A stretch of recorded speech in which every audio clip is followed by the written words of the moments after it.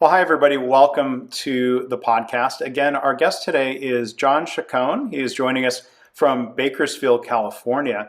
He is a director of construction excellence for an industrial construction company. He describes himself as, and I like this framing, a lean student, a TPS student. He's a Lean Six Sigma Master Black Belt, so he's more than a student, but I like emphasizing the lifelong student idea. Kaizen coach, Kata coach, developer of leaders, and a board advisor to CII. That's Continuous Improvement International. Is that correct, John? That's a construction institute. Okay, I should have. Yes. It's my mistake. I should have asked that up front. We had a previous guest talking about that. But John does a lot of things. He has a great background, and we're going to learn more about that today. So, John, thank you again for being here with us. Yeah, thank you, Mark. Appreciate you having me. So just to kind of tee things up of how this episode came to be, I had posted something on LinkedIn where I got a question from somebody asking about the idea of continuous improvement in healthcare and this assumption or this question of like, well, we've got to incentivize people. And she asked, what does Kaizen say, quote unquote? I'm like, oh, there's what do people say? You know, maybe there's guidance from classic Kaizen literature and methodology. And John replied, I'm going to just read it, and then we're going to hear more of John's thoughts on this. He commented, if you've read this blog post and are still thinking about incentivizing folks for ideas, stop, give me a call, and I'll tell you some stories about paying your folks to think. So we're going to get some of those stories today, right, John? Yeah. They'll come out. That's good stuff. So before we get into all of that, I do like to ask guests here, their continuous improvement origin story. Like, how and where did you get introduced to Lean or Six Sigma or related methodologies? What was your story? Sure. Yeah, my story starts back in about 2005 time frame. I was in the Marine Corps, and they were rolling out a program that was supposed to help us do our jobs better. And as a early 20s Marine, I didn't need any of that. We were doing fine on our own, so I didn't much care for the concept or even the suggestion of it. I didn't like it. I thought it was, don't come and tell us what to do. We know our job. Mm-hmm. And that's at a lot of assumptions there at that age. And then I was deployed over to Japan. And, I thought I got away from it. I thought that was just something here in the States that was going on. And when I got to Japan, I started getting into more of the training aspect and had some Japanese instructors that really painted a different picture of what this whole effort was. And as you can imagine, in the military, we're not talking a whole lot about, cultivating a culture of thinking and challenging things. It's do as you're told, and that's really it. There's not a lot of conversation when it comes to the military and that there. But I continued on with the education after Japan back into the States, and then it came time for my end of service. One of the things that I was going for was, I wanted to probably be a quality guy, an inspector or something or other. And the executive officer, as I was exiting the Marine Corps, said, "Hey, this whole lean stuff, you should put that on your resume. That there's something to this." And so I went ahead and put it, and that was the first bite I got coming out of the military, was with an industrial company called TIC. And I was hired on shortly after, and started to grow my understanding of what lean is, and especially in the civilian world compared to the military. It's very, very different, and the approaches are different, and you have to understand the cultures that you're walking into and the audience that you're working with. So after working at TIC in a Kiewit for I think about 6 years or so, I had an opportunity to go to a company called Era Energy. They're a sub of Shell and ExxonMobil. Now, air energy is a different ballgame. This is I would call it a little closer to the world class when it comes to continuous improvement. This place here was an environment where the work was to improve the work, and we had leaders just challenging that and leveraging their folks and developing them, and so that really did expand, my understanding of what this is about, and how we apply. Spent some time at Air Energy, and I got another opportunity at Black and Beach, and that's where I'm currently at now. And that's just been my journey. It's really been one of almost a journey of mistakes and learning, and that's really what it's been. I tell all of my students that I get an opportunity to work with, I've screwed up everything when it comes to continuous improvement. So it's don't be afraid of that, and we just have to keep an open mind to learning, and that's really been the journey up to this point. Well, the whole theme of learning from mistakes is something we talk about a lot on this podcast. I'm going to do just blatant plug for my other podcast series, My Favorite Mistake. I call that a lean adjacent podcast, because we all make mistakes and hopefully we learn from them. So I don't know if there's a quote unquote favorite mistake that comes to mind, maybe we can have a conversation about that sometime, John, on the other podcast. Absolutely. Yeah. But just to go back and a couple follow-up questions on, let's say, first off, your time active duty in the Marine Corps.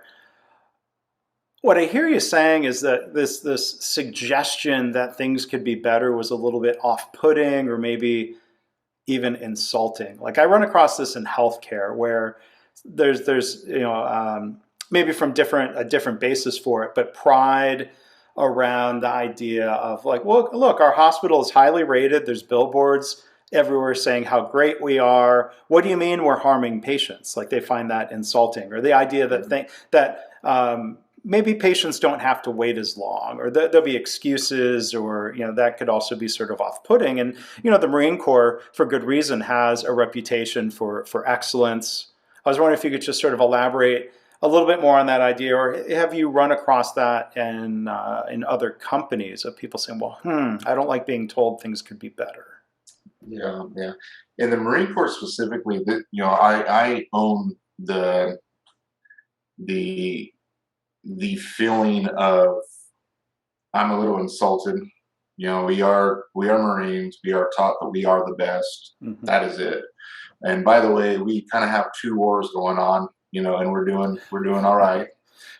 So we don't need a bunch of folks that don't know anything about this stuff to come in and tell us about this. And that was a lot of my own mindset at the time, and really, if I could go back and really think about it, if I could go back to the military and teach it now, I think a lot of the things that we missed oftentimes is really talking about leveraging the talent that we have, and getting those ideas and becoming more efficient and more effective, and allowing the Marines that are working the process to have that skin in the game, and to feel that appreciation that their thoughts count. And it wasn't like that. It was a little bit more as you would imagine military style. We see this, we're going to do this, and that's it. We don't much care about your feedback. There's not a very good feedback loop there. How much of one challenge I face, again, just looking for parallels here, when I come in to a healthcare organization, if I'm talking to a group of nurses, they rightfully, they would be correct. They'd say, well, this guy, he's not a nurse. What does he know about our work? What does he have to teach us? Like, if you were to go back and teach Marines, they might say, okay, well, John's one of us. He's been in our shoes, as opposed to being more of, let's say, well, we've got a bureaucrat or a pencil pusher coming in. Like, I could see where there would be natural resistance to that, to be honest. Yeah, and I was trying to be nice about it, but the term we were using is like, we don't need a bunch of nerds coming in here and telling us how to do our work, and that was the phrasing, back then. Yeah. And that's really it. I often reflect on those times and think, man, we probably could have did a lot more if we would have gotten the engagements, at an earlier time. Hmm. I hope since then that they've progressed from those early days, and they're still working the process. One other thing I wanted to ask about, you talk about your time being deployed in Japan and how the trainers there painted a different picture. What were some of the key differences, either in what they were teaching or how they went about it? The I initially chalked this up to cultural differences between the Japanese and American culture. The Japanese instructors and Japanese nationals, there was a different level of respect, a different common denominator of respect within the community. Even when we would have protesters outside of the military gates that they no longer wanted to base in Japan where we were. Hmm. Uh, the nicest and most respectful protests I've ever seen. Not loud, Hmm. not they were just there to make their voices heard and to Hmm. be and then their thoughts to be considered. And Hmm. so that was very much a difference. That was my first observation. These cultures are different here. Um, so that's being one piece of it. But the instructors also were really trying to get to the point of start thinking start thinking and not just doing, start thinking more. And if we would get to an initial thought, or our first idea, they would continue to poke, Hmm. and maybe it was their undercover way of providing 5 why, or another way of coaching, or getting us to think. But that's really what it was thinking beyond that first set of assumptions or presumptions that you would develop Hmm. after a question. Hmm. And that's where I saw some really big differences there. And I think that's where I went from being an opposer to like, oh, Hmm. there's something to this Hmm. here. And then further progressing to now somebody who is sort of, advocating for it and helping others who really Absolutely. came Yeah. along, right? Um, so before we talk about the idea of incentives and the need or non-need or dysfunctions that come with it, how do you define Kaizen? Yeah. So when it comes to Kaizen, I think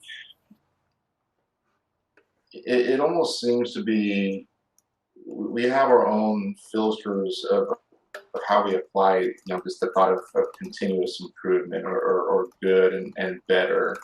We're often thinking about it in a way that's purely process based. And the way that I've where I'm currently at in my journey, or my understanding is that continuous improvement is not only of the process, it's also of the people, it's Hmm. of our the way that we understand successful outcomes. It's the way that we strategize. It's our leadership behaviors. And so it's not just continuous improvement of a process, it's continuous improvement of everything. Hmm. The entire piece of humanity that you touched is subject to this continuous improvement. So that's really where I'm at right now, in my understanding there. Hmm. And I like that phrase you used earlier, at a company you worked for along your way. The work was to improve the work. Yes. And that's not always true in a lot of organizations where, the mindset is more of, you're going to come in and do it the way you were taught. Or, like, and this happens in healthcare too, people just do it the way they do it. Like, you see Yeah. variation in the process, and somebody might say, well, doing it this way, that works for me. And like, well, there's a lot you could dig into and have a discussion there. So there's that question of, improving, meaning having more of a standard, or improving the standard. I mean, what do you do now to try to help create that culture where people do feel comfortable of saying, well, there is the work, there's building things, there's planning for building, but then the work also being to improve the work. How do you try to help foster that? We have a lot of that within construction, and we hire craftsmen and tradesmen that know how to do the work, and a lot of times just let them do their thing. Mm-hmm. As long as they're safe and they're providing Mm-hmm. a quality product, typically that's the culture I've run into is just let them do their thing. They know what they're doing, and really what we have to do is approach it in a way that's more wonderment, and asking questions Mm-hmm. to a particular craftsman or professional, because at the end of the day they are experts, they're excellent experts, and Mm-hmm. they um, and oftentimes they aren't getting asked a lot about their opinion and their thoughts on things, and so you'll get a wealth of knowledge about how things are done, and a lot of times we can come closer to a standard than we previously were at a particular time, and we're still working towards that. But there still is quite a bit of variation. But if I were to say the way that we approach it, it really does have to be out of curiosity and wonderment, and see Mm-hmm. if we can get them uh, to engage. Really, engagement is going to be the key to start off. That word wonderment is a word I don't hear very often. I think that is a very apt word I hope it's to. a real word, because I don't know, it sounded right in I my head. think I think it is, but Uh, you know, yeah. I mean, it is a word. The quick Google dictionary says a state of awed admiration or respect. So that, yeah, I wouldn't have come up with that. The word sounded right, and I think, yeah, the dictionary is saying, yeah, I think that is an apt word, because it's interesting to see these parallels where, John, what you're describing also reminds me of healthcare. You've got highly skilled, highly educated, trained craftspeople, craftsmen, craftswomen. I don't know, craftswomen might not be a word, but craftspeople. yes. They are experts, and they I don't ever want to be that nerd who's trying to tell them how to practice medicine. That would be inappropriate. I think sometimes they feel like healthcare providers feel like administration may be trying to do that. The insurance companies may be trying to tell them how to practice medicine. And yeah, I've just seen so many cases where people at first they're a little confused, or like, well, wait, well, you're asking for my opinion, because sometimes that's not happening, and they might think, wait a minute, this, like, there might be a suspicion Yeah. from that. But I think then once people get comfortable with it, they do appreciate being asked their opinion and being involved in improvement, not just being told, you need to be better in a way that sounds insulting, but a way that's engaging, because it can come from a place of respect. Yeah. And then that's where it you can apply wonderment, but it has to be genuine Mm-hmm. wonderment, right? You, Mm-hmm. you you can't go in there and be inquisitive with some loaded ideas afterward, because they're going to see right through it. If Mm-hmm. not on the first interaction, on the second or third, or following interactions. And so it has to be genuine, Mm-hmm. uh, and not really just so that you can get to the next point to where you want to get to. It needs to be the Right. collaborative alignment that has to happen there. Yeah, I think that's important to emphasize. People can smell right away if it's not genuine, if it's manipulative. And I try to call time out when I hear people use a phrase like, We want people to feel like they're respected. I'm like, well, maybe they should be respected. Or I think the phrase that grates on me more is we want people to feel like they had input. That's when I will really call hard time out. It's not a feeling, like we don't want them to feel like they had input and then have that input be just cast aside. Like Yeah. they have input. It's a fact. It's not a feeling. But. Yeah, absolutely. So back to the question that was posed to me. I'll just read it. Here's how it was sent to me. What does Kaizen suggest about how to incentivize people to submit ideas? So let me tweak it. I'll just ask, what does John suggest from your experience about how to incentivize people to submit ideas? Or there's an assumption in the question. Let me ask it differently. What does John suggest about the general idea of, do we need to incentivize people this way? If folks want to incentivize, monetarily or prizes or anything, I understand. I understand the feeling of trying to get something sparked, and maybe a few ideas that'll get people thinking, and what's a 5, 10, $20 to offer there. One of the things that is different, and in my experience with construction, is we are not there for long. We're there to put something up, and then we're on to the next. And it may not be with the same group. It may be with groups for folks or from other places, other companies, and so you have to quickly establish a culture of that improvement. Now, if you really want to get your folks and your company to start thinking as a practice, as a deliberate practice, sometimes the behavior that we're driving with those incentives is, you give me idea, I give you money, I give you prize, and that's where we stay. And once, the especially with the jobs I've been at, the money runs out. And so we've already established that behavior or that transactional relationship of idea for money.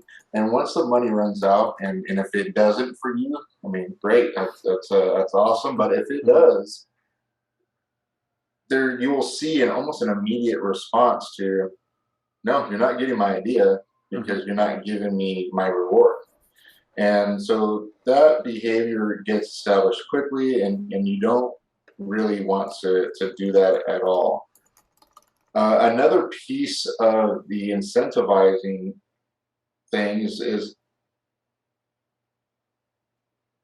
people get weird when it comes to money or prizes, and you award one person or one group for an improvement or an idea that led to an improvement, and you'll immediately have another group that says, hey, that was an idea. That's an old school best practice. Yeah. And actually, I made that up, in the 80s.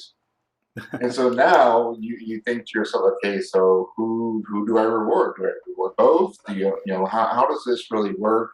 And now you're creating a little bit of animosity amongst groups that may have had an idea that was just quicker to document it or submit it via an idea system.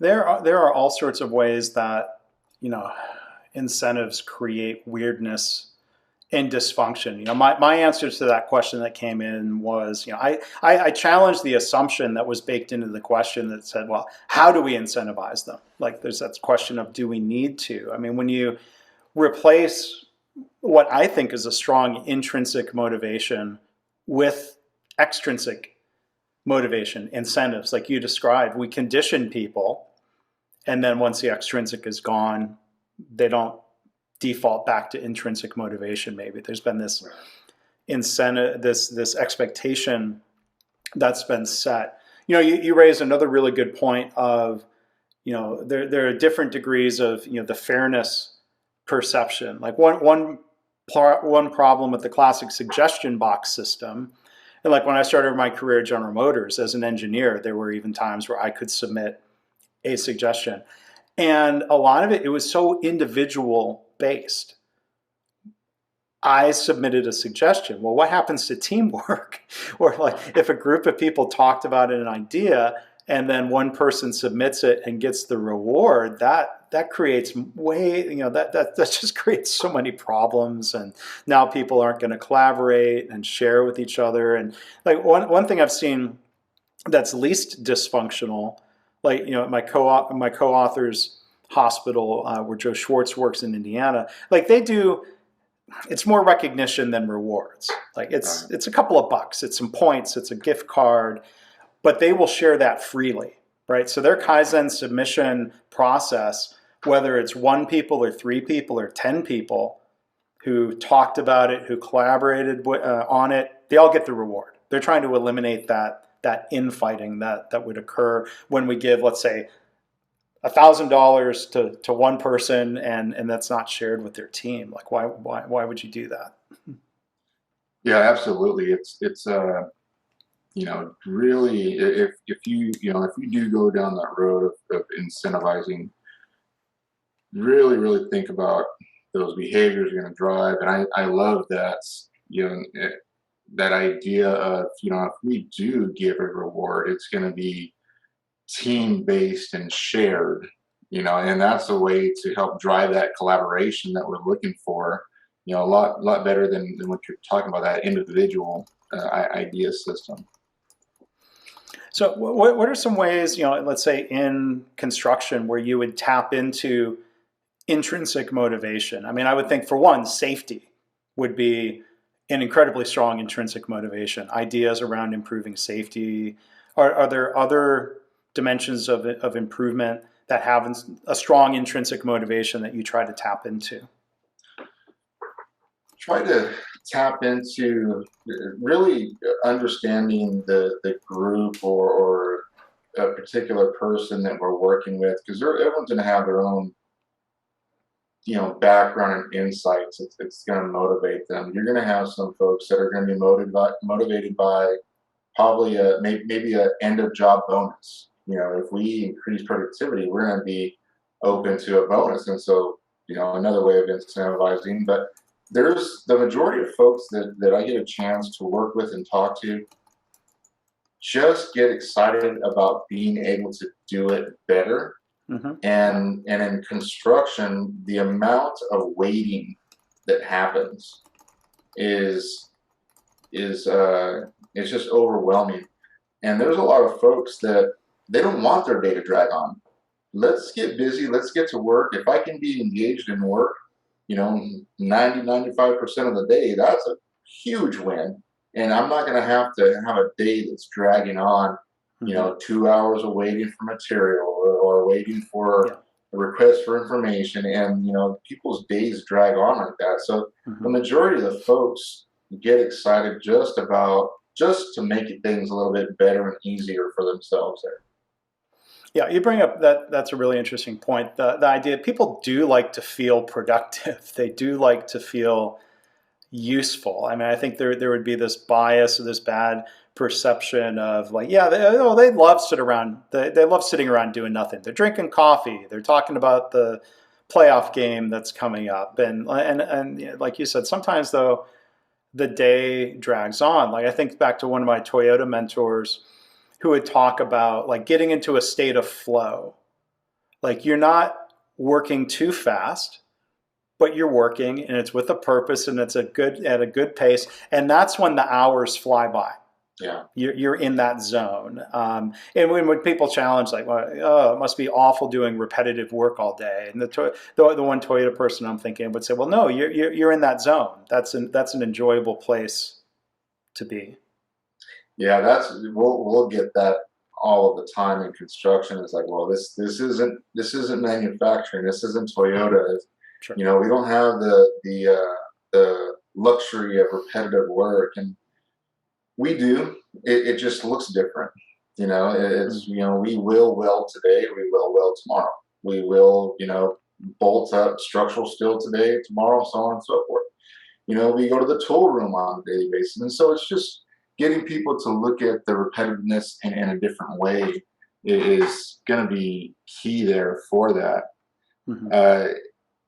It's an interesting dynamic because I go back, I go a little soft with the folks, because the guys that are at the construction sites that are working 10 to 12 hours a day, 5 to 7 days a week, depending on the contract and the schedule. Typically, they're away from their families. We're in the middle of nowhere. Hmm. You'll have folks that aren't seeing their kids or their wives or their loved ones for months on end, and there's the catch 22 of we did a good enough job that you're going to be able to roll off to another job somewhere else, and Hmm. so income will continue. But that also means that you have another extended period of time away from those folks and away from normal. And I'll tell you right now, living out of a hotel months on end is Hmm. it does something to the soul there. And it's one of those things that you also have to consider, is that that's a big sacrifice. And with that sacrifice, let's make it the most productive environment, the most rewarding environment that we can for the folks doing the work, because the it's a small group cut from a different cloth that are going to do this work and take that sacrifice on. Hmm. There's one other parallel I can't help but notice where, in healthcare, when we talk about standardizing how work is being done, how care is being provided, people will say, well, every patient is unique, as a reason to not standardize. And to me, I would say, well, that's a reason to be careful about standardization and what does that really mean. Where I could see somebody saying, well, every building is unique. But within that, you pointed to certain skills, welding and putting up a wall. Like there are certain tasks that can be standardized within the context of doing a unique job, right? Yeah, absolutely. There's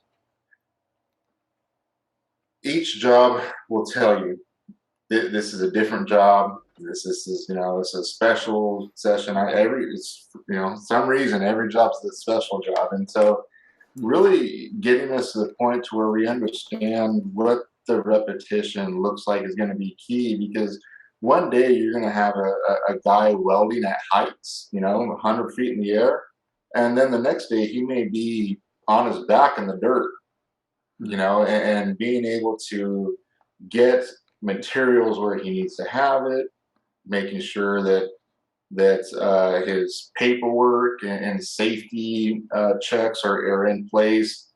A lot of those repetitive pieces are what we try to get folks to focus in on, and that's the standard that we're talking about. It's a lot of times it's not about them burning rod or doing whatever it is to install the unit of measure that they're installing. It's really getting them to standardize everything up to that point Sure. is really what we try to get them to do, and that's where we see a lot of the benefit there. Hmm. One other thing I wanted to ask you, your thoughts and experiences. Kaizen as a word and a mindset and a methodology has been around for a long time. Newer introduction, maybe 10 years, a little more than 10 years ago, is the word Kata. In the context of Toyota Kata, what Mike Rother has brought to the world with his book, and people have really embraced and run with. What do you see in terms of connections, differences, using those two different words, Kaizen, Kata? I really love and like the kata practice and what it instills. We I speak for myself. We took the word Kaizen and we tried to install it into things that we were already doing, behaviors and practices and habits we already had. And, I always got a mixed bag of outputs just on how we apply things. And with Mike's work that he's put out there, he's really brought in a lot of the habits and sometimes I call them mechanisms or habits that they get put in place to help cultivate that kaizen that's happening. And so when we do that, we're able to get that deliberate practice of thinking. And not only the folks that are that are practicing the improvement kata side, but the coaching kata side for leadership. Now, when we think about leaders, especially in our industry or my industry of construction, if we take a look at what the habits are, what we do habitually, it's a lot of meetings, client meetings, department meetings, meetings. And how do we get ourselves closer to that coaching kata to where we're getting ourselves used to a habit of going out and interacting, going to Gemba and interacting with the folks doing the work, and challenge them to think and be inquisitive and ask those questions. To me, it's really taking that Kaizen component and giving it the soil and water and the sun that it needs for it to take place. And that's really what I see there. And I really, really appreciate that work. And Mike himself is super helpful. He always answers questions. He's always there, takes the time to do that. He never blows you off or asks for anything. And that's a level of respect and sharing of a culture that that I'd like to continue to expand. So I'm really, really appreciative of that kata practice. And as useful as these approaches are, I mean, one thing that often comes up for discussion is using the Japanese words versus just trying to talk about it in plain English. I mean, what have you found? I mean, it's hard to generalize sometimes. It could depend on the company or the team, what have you. Do they embrace terms like that, or do you try to use broader terms like improvement routine? Yeah. So it's to the audience. It's that you're going to have to make your adjustments there. I had to get out of the thoughts. My initial thoughts were, I want to stick as close to TPS as possible. I want to stay there and use some of the terms, the words, the ideas from there. And I got everything from, well, why didn't you just say improvement? That's better. And I've gotten some extreme ones to, why are we saying that? We won the war. It's like, okay, it's like, we get some pretty extreme thoughts there, and meeting people where they're at. A lot of people want to know the origin of Kaizen. They'll want to know why we call a fishbone diagram an Ishikawa diagram. And they want to know those certain details. And there's people that also will receive it as just translate it for me. Spare me the lesson. And being able to meet those folks there, and hopefully we'll create that interest to where we can go back into some of the history. I love the history portion as well. Being able to share that, but you really have to meet folks where they are in that, and they're all going to have their own filters and perceptions of it, and that's where you as a practitioner, or we as practitioners, have to make our adjustments and get them away from the word and get them into the practice. Is really where we got to navigate. Yeah. Well, one other thing I wanted to ask you about, talk about different audiences, and that can include different countries. So, we're talking about a little bit about Japanese words, your time being deployed in Japan, and some differences in your later career here. You've worked in other countries. Can you tell us about that? Are there any differences in how the message around lean or improvement gets delivered, how it's practiced? Absolutely. I've had a chance to teach and coach in Thailand, China, and India, and the cultures are impressive, and you can I can almost say, oh wow, I might be able to accelerate a Kaizen culture in a particular country or the particular culture. And that's really going back to understanding that audience. You go to India.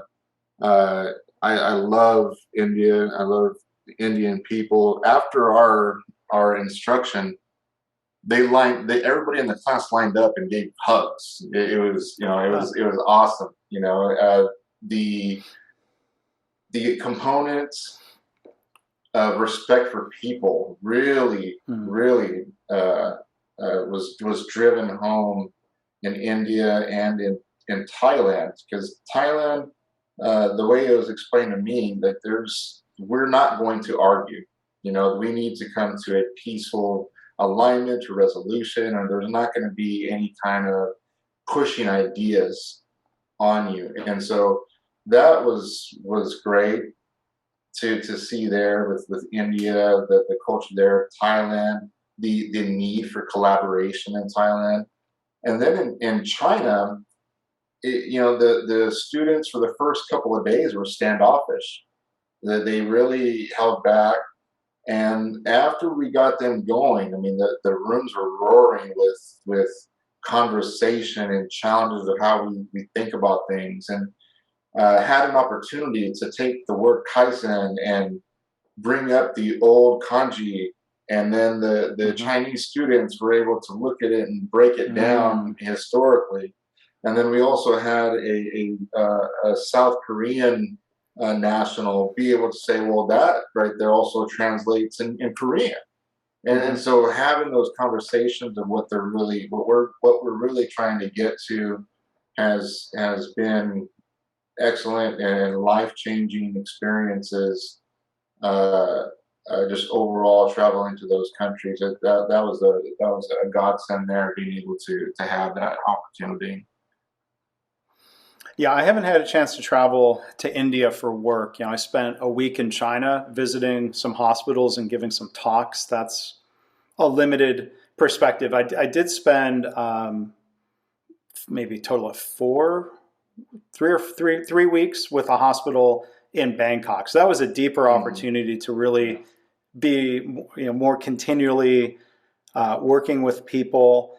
Um, Sometimes through a translator, sometimes not. But they say Thailand is the land of smiles, Mm. sort of a nickname, and they embrace that as part of their culture. People really do smile a lot, and I think of organizations even in the U.S. where Kaizen is really part of the culture Yeah. that brings a lot of smiles. Even if Yeah. it's a workplace where people might not be smiling a lot, like there's something for that joy that comes from being listened to, being engaged, being able to help improve things. I think some of that is a pretty universal need that people have. Absolutely. At the end of the day, we're all people, and we. I don't know if it's the purpose thing. We all want purpose and being able to tap into that, but there's also, we all want to almost own what we are doing as well. This isn't yours, and I'm just trading you time, or money for my time and my skill. This is Yeah. something that is also mine. In healthcare, this is also my patient. That I'm having that relationship with. And in construction, you're going to have folks that structure is also mine. I will be able to get to drive by this for decades on end, and a piece of me is there. So Mm-hmm. there's that piece that I think we have to tap into, and that's really where you start seeing some magic happen. Well, that's yeah, that would be, I think, an amazing sense of accomplishment, like you said, to see something that you contributed to that's so lasting in such a visible, physical way. Yeah, and on another hand, I'm envious of the folks in healthcare, because you're working with a person. You're improving the experience for a person. So how incredibly rewarding that would be as well. It's something that's Mm-hmm. always, I've always appreciated about the healthcare efforts. Yeah, and that's one thing that's a huge advantage when doing this work in healthcare, the sense of purpose, the intrinsic motivation is so strong. It's not just a job for Yeah. most people. So Yeah. to tap into that and to try to find alignment around that is powerful. So one other thing I wanted to ask you, John, before we wrap up, having spent 5 years active duty in the Marine Corps, it's a very different experience. I've not had that experience. So one thing that was interesting when you and I had talked previously, you brought up this idea where there was a parallel between being in the Marine Corps and practicing continuous improvement, like what you do versus the way you are. So I wonder if you could sort of elaborate on that thought for us. Yeah. So before going into the Marine Corps, just after 9/11, you'd always see the commercials, right? The Marine Corps commercials. First to fight, simplify, the change is forever.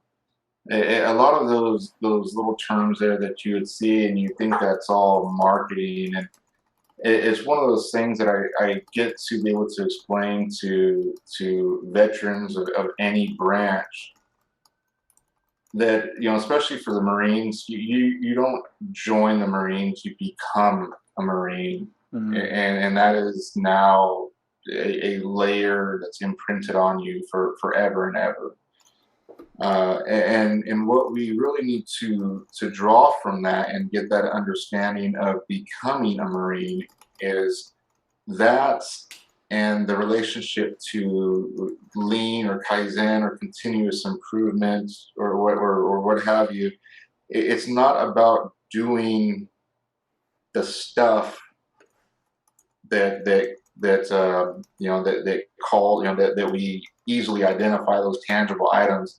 It's about becoming that lean practitioner, that the way that you see things, the way that you observe them, and so there is that correlation that when I get a chance to talk to fellow veterans, it's a way for me to be able to explain becoming something versus just doing something. And a lot of times at first you're going to just do something. It's not overnight. And after you do it and you believe in it and you're all in, you actually become it. And it's it's one of those things that you won't notice right away, but it gets to that point, and only those that have gotten to that point of becoming lean can really understand. Like I understand what that means. That's the way I look at everything now. That's the way I practice everything now. And that's really one of the best connections I can make to becoming something versus doing something. Well, that's very well said. And this notion of becoming lean reminds me of Jeffrey Liker's book from the late '90s. Before he wrote anything in the Toyota Way series, there was this book that's sort of a collection of case studies from different companies, and the title of that book is Becoming Lean. Yeah, yeah, absolutely. That's when when we had to, I say had to in the Marine Corps, you had a list of required reading, and being able to do lean thinking, becoming lean, machine that changed the world, all those books there. You read it and it's you're taking the information in, but it's not registering until sometime later you start to see, or I started to see, like, oh, okay, that's what they were talking about. It's almost like you're talking to one of your kids, and you just say, "You'll understand when you get older." It's one of those things there, but it's nice to reflect and see some of those things and be able to achieve, uh, you know, a certain state. Yeah. Well, John, thank you. First off, thank you for your service, and thank you for a really good conversation here today. Adding to some of that conversation about Kaizen incentives, and we were able to get into so much more today. So, really appreciate it. Really, really enjoyed it. Thank you. Thanks again. Absolutely, Mark. Appreciate you and all your work that you do. Thanks again for the opportunity, man. Thanks.